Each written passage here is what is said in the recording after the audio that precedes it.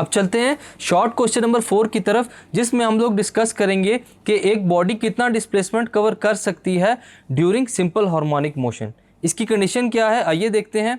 कितना total distance travel किया जाएगा किसी ऑब्जेक्ट की तरफ से अगर वो मूव कर रहा हो सिंपल हार्मोनिकली किसी इक्वल टाइम पीरियड के साथ।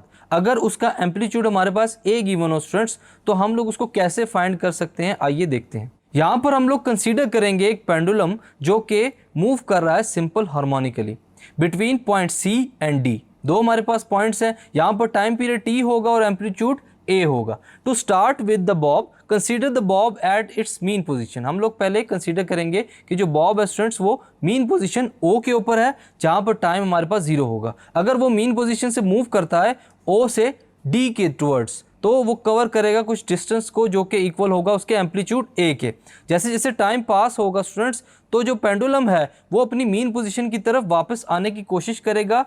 वहाँ पर भी हम लोग देखते हैं कि कुछ डिस्टेंस कवर होगा जो कि इक्वल होगा हमारे पास 2a, यानी कि डबल द एम्पलीट्यूड। पहले हमारे पास सिंगल ए था, जब दोबारा उसने वही डिस्टेंस ट्रैवल किया तो वो हमारे पास डबल एम्पलीट्यूड हो जाएगा। यहाँ पर टाइम भी चेंज हो रहा है, तो टाइम हमारे पास पहले t इज इक्वल टू 0 था, अब हमारे पास time is equal to t/2 हो जाएगा। इसी तरह जैसे जैसे एक्सपेरिमेंट जो है स्टूडेंट्स चलता जाएगा तो वो अपने दूसरे एक्सट्रीम पॉइंट की तरफ मूव करेगा, पॉइंट सी की तरफ, after coming back towards the mean position, और फिर दोबारा पॉइंट सी से वो मीन पोजीशन ओ की तरफ ट्रैवल करेगा। और इसी तरह जो डिस्टेंस इक्वल होगा स्टूडेंट्स कवर्ड, वो 2a दोनों साइड्स के ऊपर हमारे पास कवर होता हुआ नजर आएगा। फर्दर आगे चल के बात करते हैं, तो अगर हम लोग ओ से स्टार्ट करें जहाँ पे टाइम पीरियड हमारा 0 था, और जब वो वापस मीन पोजीशन पे आया सेकंड टाइम, तो जो बॉब है स्टूडेंट्स वो एक साइकिल को कंप्लीट करेगा।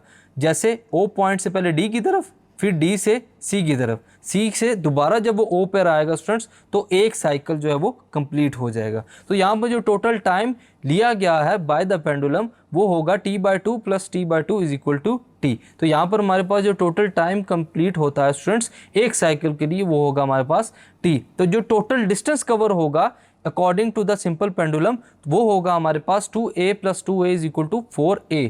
4 एम्पलीट्यूड्स के अकॉर्डिंगली हमारे पास जो डिस्टेंस है स्टूडेंट्स वो कंडीशंस के मुताबिक काउंट किया जा सकता है। सो स्टूडेंट्स इस क्वेश्चन में हम लोगों ने देखा कि जो हमारे पास सिंपल पेंडुलम है वो कितना डिस्टेंस कवर करता है अगर उसका जो एम्पलीट्यूड है वो गिवन हो।